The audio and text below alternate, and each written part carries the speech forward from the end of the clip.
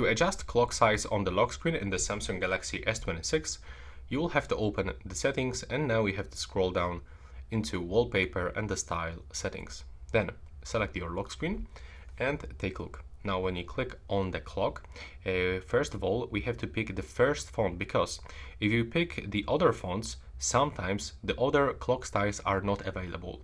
So as you can see over here, the biggest clock is this one, and we can even make it bigger by using this slider, but sometimes it's not working for a specific font. So to make it bigger, just make sure that you are gonna use those lines. There we go. And now try to also change a font. So for the different font, you can get the different clock size. So we can test this and check which one is the biggest one.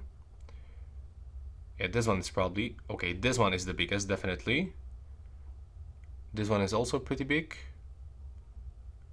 Not this one, not this one.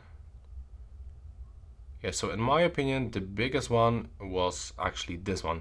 And we can add boldness into the font so we can make it even bigger. And now you have to click down to actually set this.